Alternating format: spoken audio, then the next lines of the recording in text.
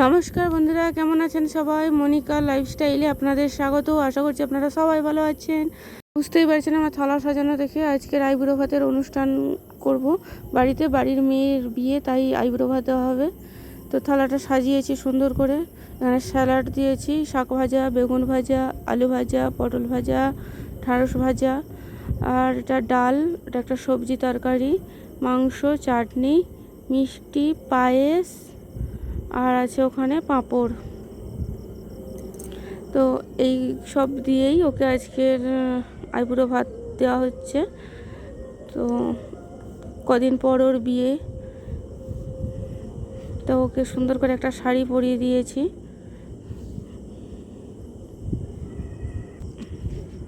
এবার মা ওকে আশীর্বাদ করবে। ধান দুলবো, প্রদীপ, ওগুলো মা রেডি করছে।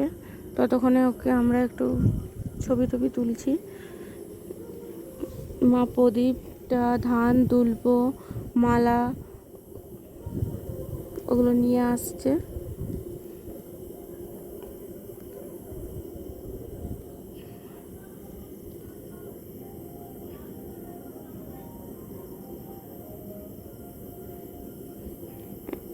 এই যে শাশুড়ি মা সব নিয়ে চলে এসেছে। মাসি শাঁখটা বাজাবে।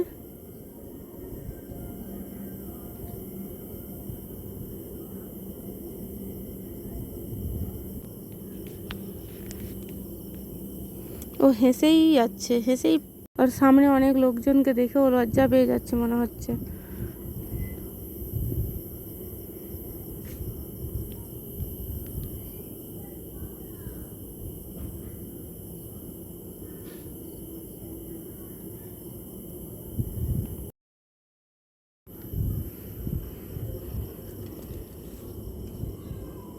প্রদীপটা জেলে নেবে।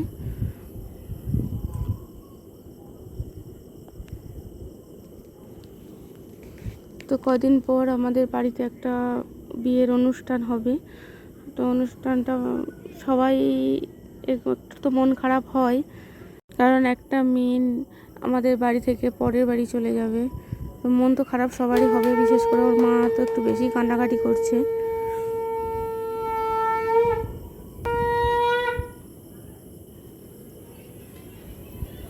মেয়েদের এটা নিয়তি যে এক জায়গা থেকে আরেক জায়গা তাদেরকে স্থানান্তরিত হতে হয়। বাবা মা অনেক যত্ন করে, অনেক স্নেহ, ভালোবাসা, মমতা, শাসন সব কিছু দিয়ে একটি মেয়েকে বড় করে তারপর মেয়েটিকে পরের বাড়িতে পাঠিয়ে দিতে হয়। তো খুব কষ্ট অন্যের হাতে তুলে দেওয়া, কিন্তু তবুও ছেলে মেয়ে বড় হলে তো বিয়ে দিতেই হবে।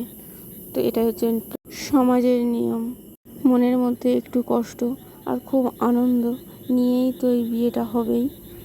মনের মধ্যে কষ্টটা হলো একটা মেয়ে চলে যাবে পরের বাড়িতে, আর আনন্দটা হলো মেয়েটা নতুন জীবন শুরু করতে যাচ্ছে, তাই আনন্দ।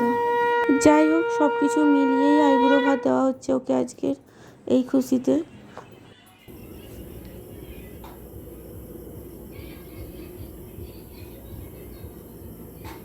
আমাদের বাড়িতে এই একটা চল আছে, আইবুড়ো ভাত দেওয়ার সময় ধান দুলপো দিয়ে আশীর্বাদ করতে হয় এবং প্রদীপ জ্বালাতে হয় আর শঙ্খধ্বনি দিতে হয়।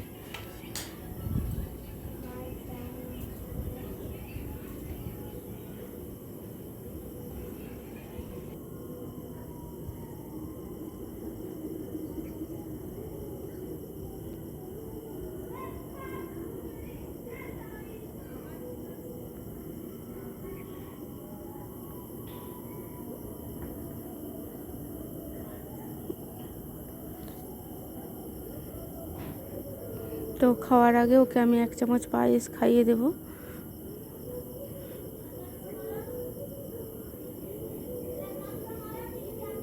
চলুন ভিডিওটা আমি এখানে শেষ করছি। আরও নতুন নতুন ভিডিও দেখার জন্য চ্যানেলটিকে সাবস্ক্রাইব করে সঙ্গে থাকুন, কারণ আরও প্রচুর প্রচুর বিয়ের ভিডিও আসবে।